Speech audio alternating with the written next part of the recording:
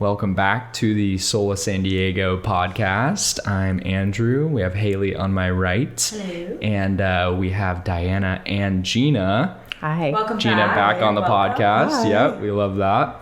And we are going to do pricing part 2 because we felt like we needed to come back and rehash some things, and we've had a lot of questions from other people that are like, go more into depth, so here we are. We're back. Perfect. Yep. Good.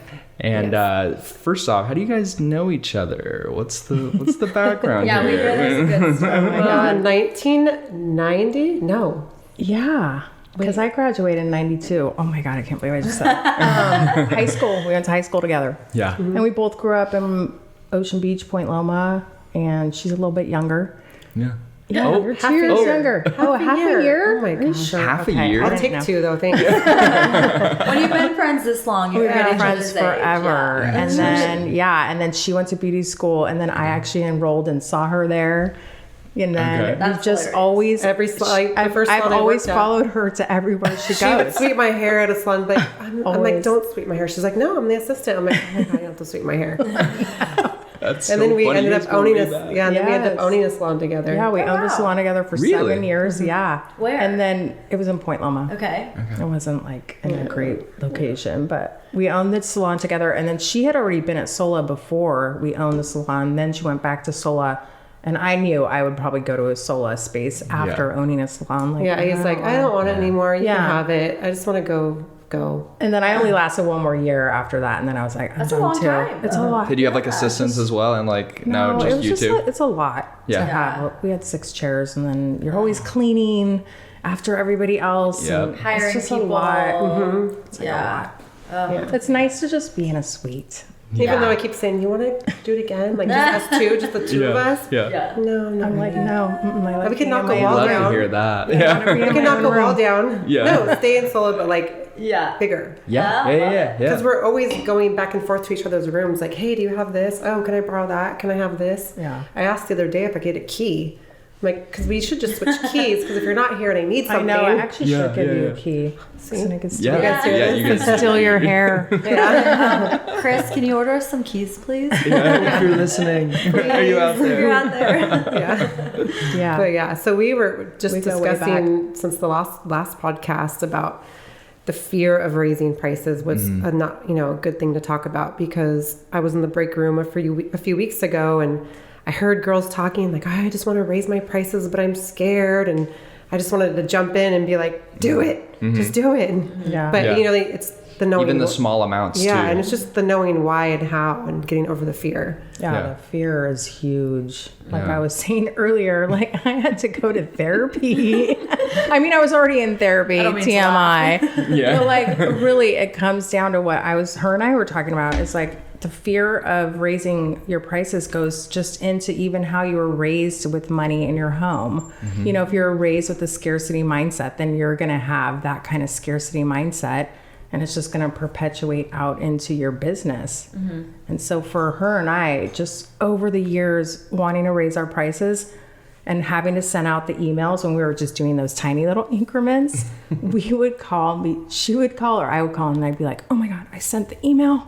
I'm so scared. I mean, we really were terrified for raising the price $5, Didn't your therapist make you do like role play of it? Oh yeah, she was like, because she said, okay, because I wanted to have a conversation face to face when I was really raising them. After the pandemic, so much changed. I couldn't double book anymore. That basically cut my income in half. So how am I going to figure out to make the same money? Right. And, charge more, because I was really not charging enough. And so she would say, okay, what's the worst they could say? I'm like, I can't believe you're going to raise this. And then she's like, okay, keep going. What else could they say? I'm like, I don't know, like I'm the worst person in the world, And it was just funny going through that role playing thing. And then she's like, how many people would you say were out of your clients would be upset? I'm like, 20%. And then she's like, well, that makes sense. 20% of the population has a mental illness. I was like, you know what? So when Cool. you put it like Because that, if someone's going to react and be rude, then that's messed up. Yeah, you shouldn't. I feel in our industry, there's this pushback more verbal, like, I can't believe you're going to charge that. When you go to a restaurant or like buy clothes, there's not this like outrage. There's I mean, no maybe there is negotiating outrage. There's no phase. But there's no negotiation. negotiations. And that's the thing. People try to negotiate like your pricing. I had one recently. She got referred to me, and it was extensions and color, and I want to say it was about $750. And she said, "Well, that's really high for me. Would you do it for $500 out the door with tip?" And I'm like, "I'm so sorry, but my prices are non-negotiable." And then I referred her to someone less expensive, and she ended up calling me back the next day, and she suddenly had the $750, and now she's one of my clients. But they really try, and to me, it's like they don't put value in who you or what your service is, and so it's frustrating. Yeah.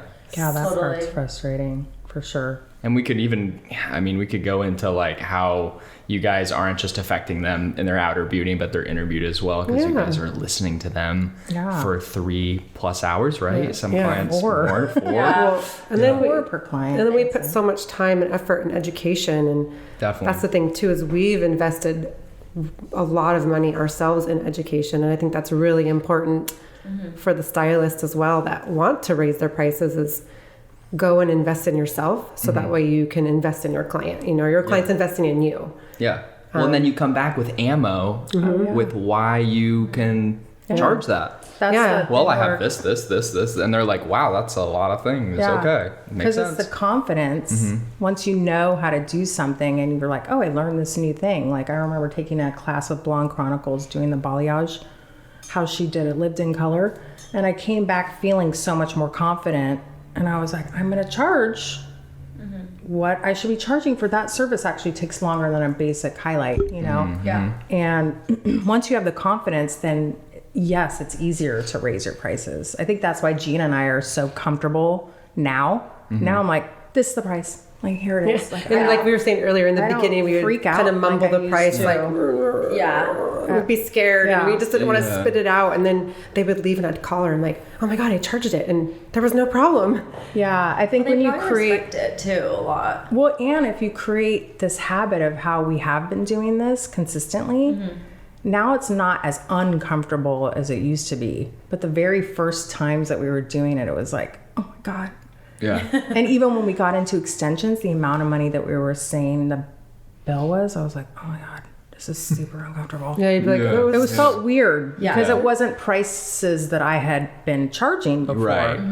This was a new service that Yeah. you yeah, were taking and on. new, Gotcha. and Yeah. But it's 5 the times the amount of money. time that you're spending on one client, so it has to make sense. Like I better be charging accordingly based on how many hours I'm working, the product that I'm using. And it's also good to have people like we have each other to be discussing amongst ourselves, Yeah. That's why Sola is so great. There's so many people, but Close it's just by.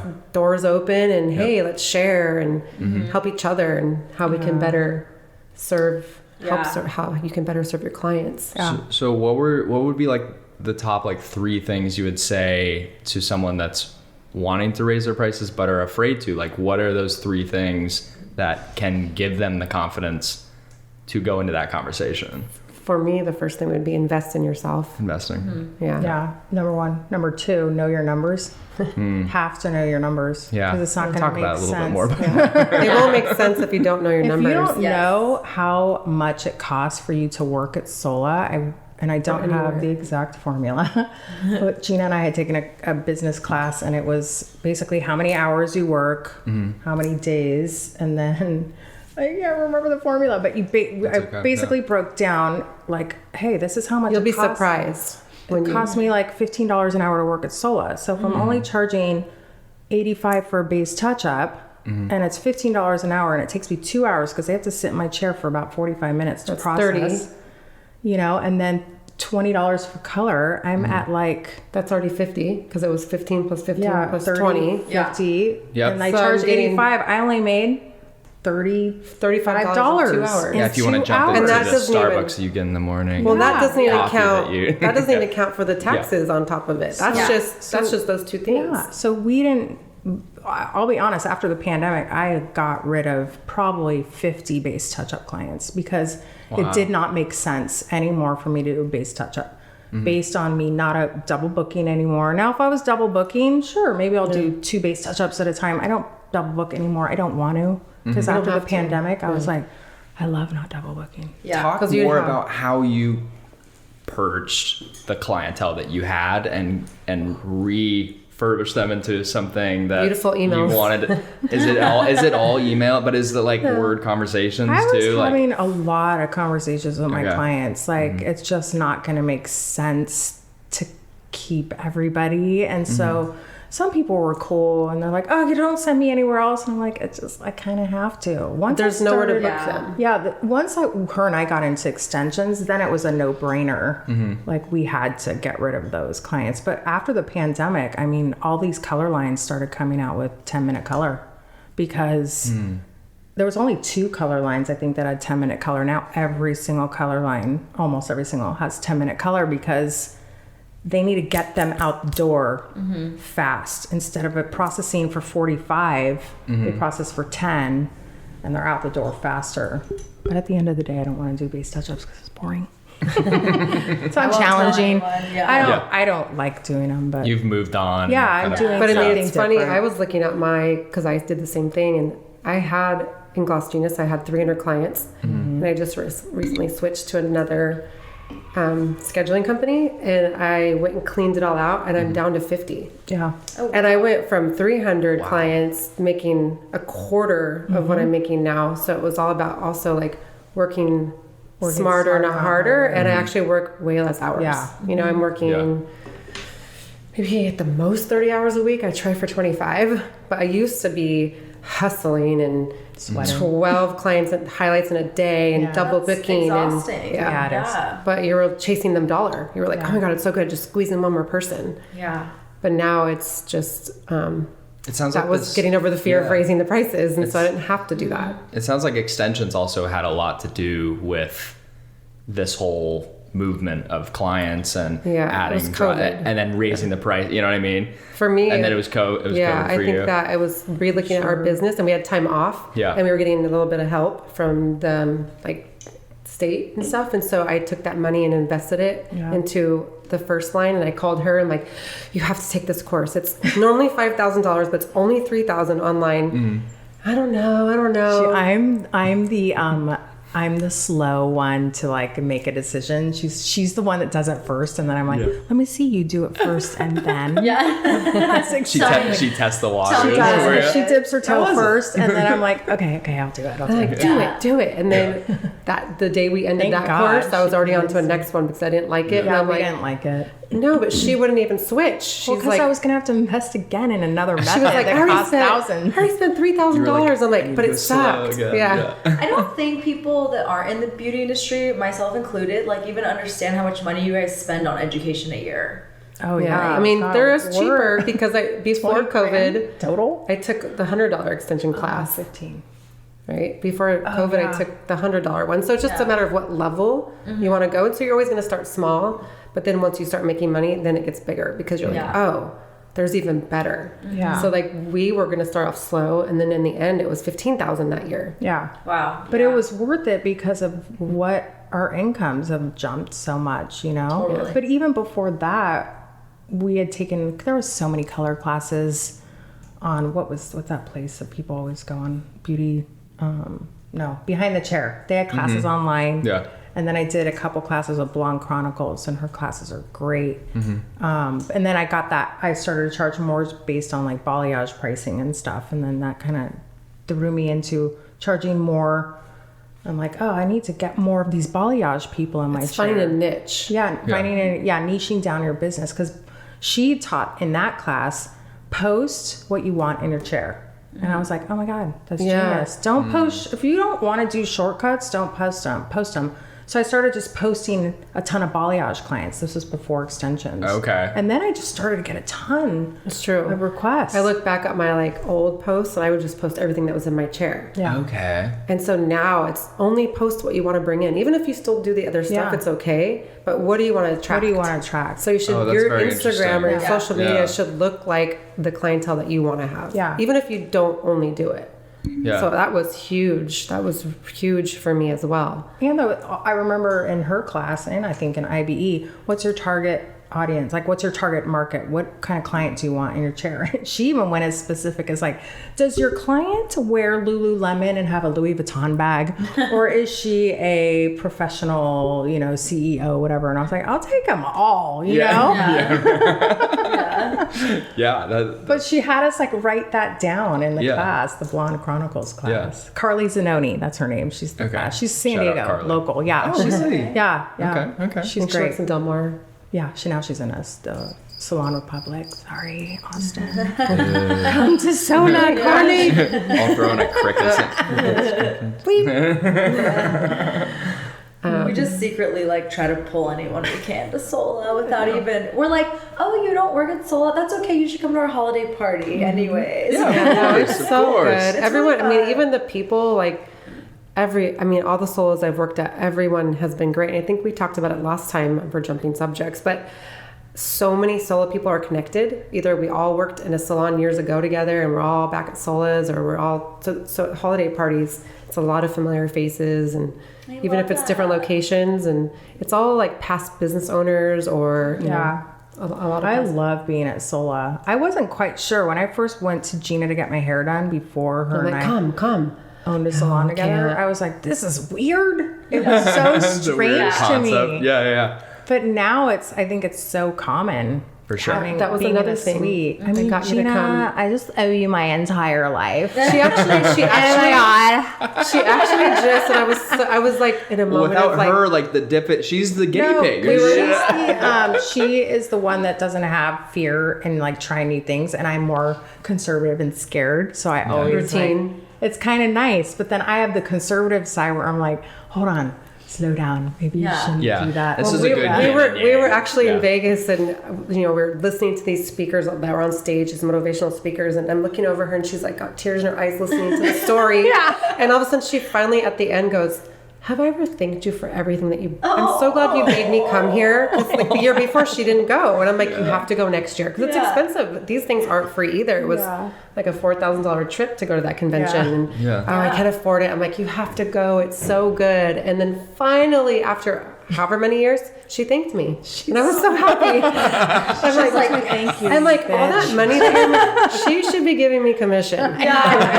Because... no. A finder's fee, maybe. Like the fear of again, let's go back to the fear of raising the prices. It's just fear. And it's like fake. It's not even real. It's just a made up thing in your head of like, they're not going to like me, or oh my God, am I going to lose all my clients? I remember thinking that. Nobody's going to pay this.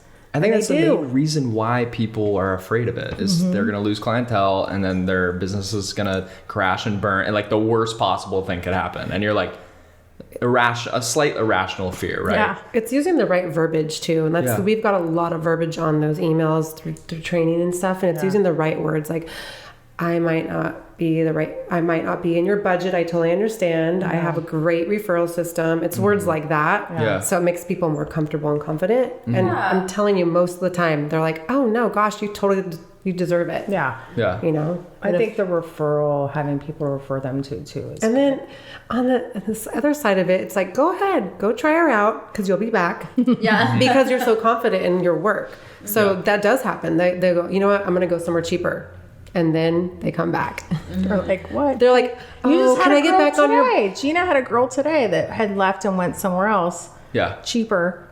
And now she's she was a discount because it was when I was newly starting the extensions. Okay. And so I'm like, well, you can get back on my books, but it's full price. For sure. And do you guys do like wait lists and stuff like that? And because I'm trying to think, like if you're a stylist and you're worried about losing clients, but you don't have that wait list, or you don't have like that further demand past your book of business to then, you know, refill it back up. Like, I feel like that would be another reason why you'd be afraid. But you also, which is a good thing to talk about, you also have to have your boundaries. Because, well, I want to come at 4:00. I'm like, well, I don't work past 5. But in the past, I'd be like, okay, I'll stay. I need the money, or, you know, I don't want to hurt your feelings or upset you, or I don't want you to leave me because I don't work nights. So now we don't work weekends. We don't work past 5. I really don't like to work past 3. And it's just keeping your boundaries also. Yeah. It's keeping those boundaries and keeping strong and saying, you know, I don't have anything next month. If you want to wait and get on my wait list, people will do it. And if not, they go somewhere else for the one time, and then they get on again the next time, and then they realize, wow, you're worth waiting. So I will get back on your books again. But that like seems like a way like easier thing to process than it actually is, because I feel like, I don't know, I just think that it'd be like hard to not become friends with someone that's going to be in your chair for 4 hours. You have to keep that boundary. And it's the boundary, like, and praise to you, like how do you do it? Like how do you guys do it? We actually, that's what I'm helping her a lot with, because I don't do friends or family. She does. At one point, half her clientele was friends and family, and that's where she has struggled. And I've always been like, nope. Even my own sister. Friends? You become friends, but you're still work friends. You're still business relationship. Yeah. Okay. So like I would love, like, you're my client, like I could see myself hanging out with you and let's go hang out, but you just can't, because then it gets weird. Yeah. You know, their expectations of, well, shouldn't you give me a homie price? You know, and you just can't. It's just better to just keep that. And if your friends want to come, like, this is my price. Yeah. You know, and I don't ask you to come clean my house for free. So why would I like? Why should I? Discounting. Emotional discounting. Talk about that. Is definitely something I've had to work on. Like, I've done that with my friends. I still do emotional discounts. And I did it just the other day. I was like, why did I do that? Why didn't I charge her for the full-on cost of what a haircut is?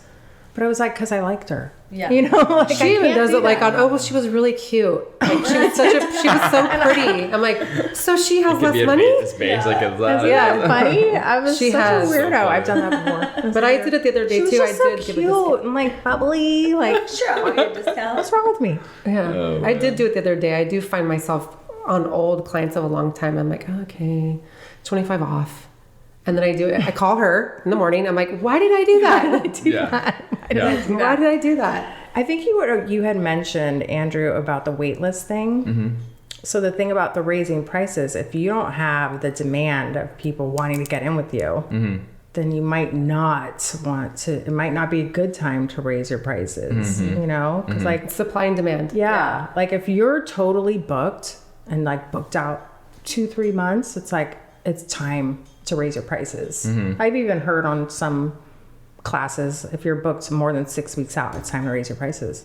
Because then you got to let go of the people that aren't paying enough, or they're going to pay enough, or they won't. And then it makes room for the people that are on the wait list, or people that want to get in with you. Because I'm about 8 weeks right now. And we were just talking again, like, we need to raise our prices again. As always, guys, make sure you like, comment, and subscribe on YouTube. Give us a follow on Spotify and Apple Podcast. Follow us on Instagram. What are your guys' Instagram handles? Plug the business. I'm mainly Manely, so it's mainly extensions. Mine is Blend Salon SD. Love it. Perfect. Thanks, guys.